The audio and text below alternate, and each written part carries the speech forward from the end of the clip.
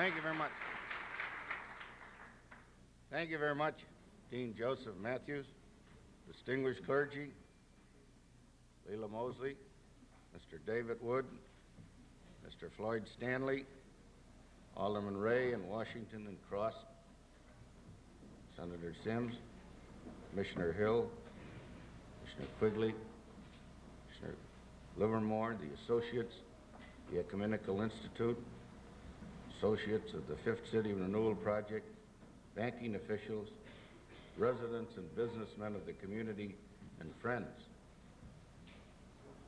After listening to the remarks of Dean Matthews, Mrs. Mosley, and the other speakers, I can understand why we're celebrating 10 years of achievement in the opening of the shopping center as well as the community center here in the west side of Chicago today.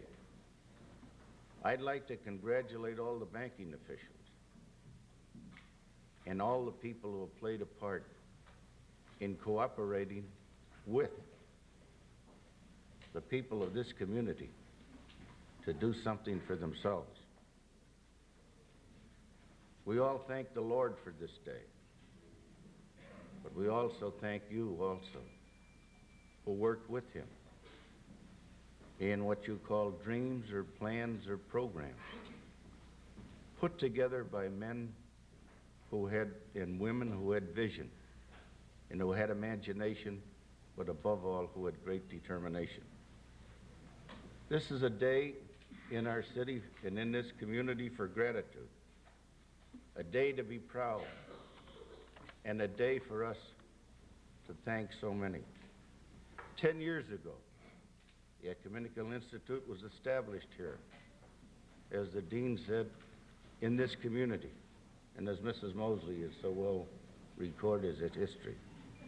It was established by men and women of all religious faiths who had a deep social consciousness and an intense desire to put their religious principles into action.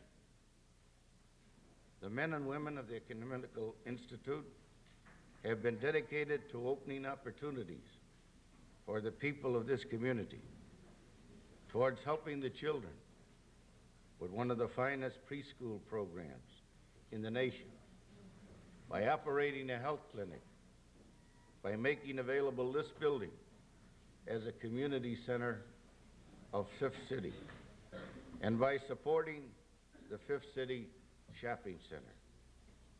In carrying out these programs, there has been conscientious, enlightened backing from generous private donors and many of the leaders in our city's banking community. We all know that this kind of involvement and commitment by the financial community and private citizens has been essential in carrying out these programs.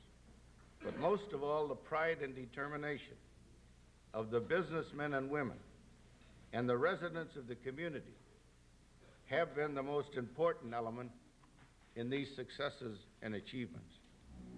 I want to thank and commend Mrs. Mosley and all of the members of the Fifth City Board of Managers, and Mr. Stanley, and all of the local businessmen, and the political leadership of the community, Alderman Ray and Alderman Washington, Alderman Cross, Senator Sims, Committeeman Quigley.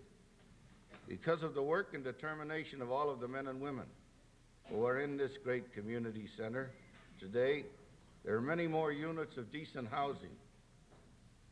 There is going to be a fine new supermarket, and as we heard, a drugstore and a barber shop, and a currency exchange, and laundromat, and cleaning shops, all owned and operated by the businessmen in this neighborhood and in this community.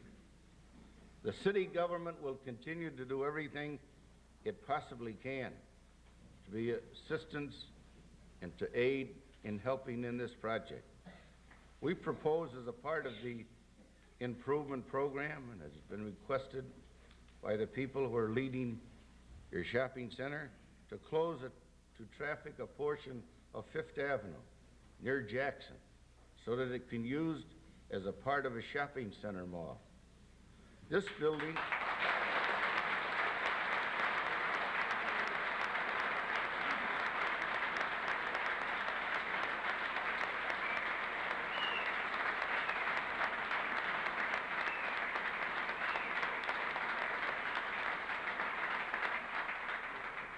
This building, which is now the community center of Fifth City, has a great history.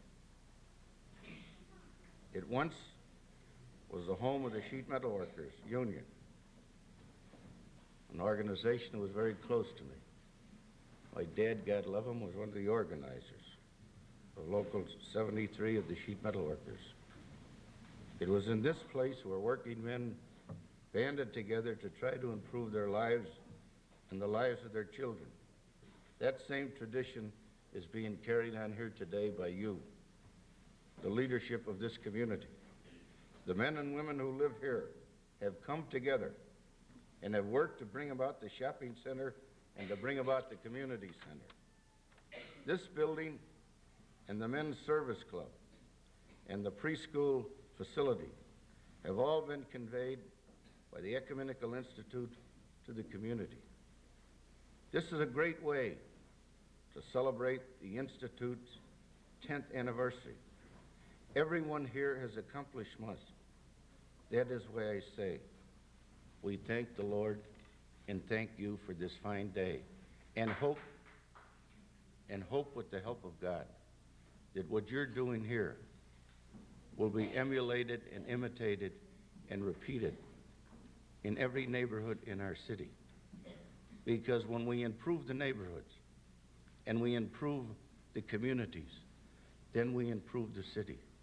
And there's no reason why we can't do what you've done in 10 years, in the next 10 years, to remove every slum and every blight in Chicago, and to have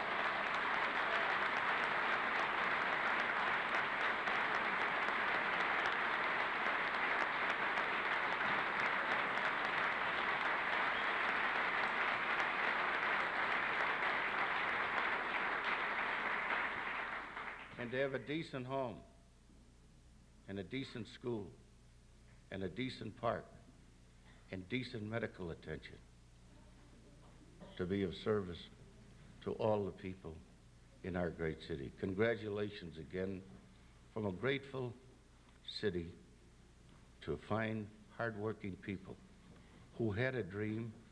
And Dean, may we dream and have visions, because a country without vision and without dreams will be lost. And I think, as you said, no time in the history of our country do we need wholesome and good dreams of what the future should be of our city and our country than we need today. Good luck to all of you, and thanks again from a grateful city to each and every one of you.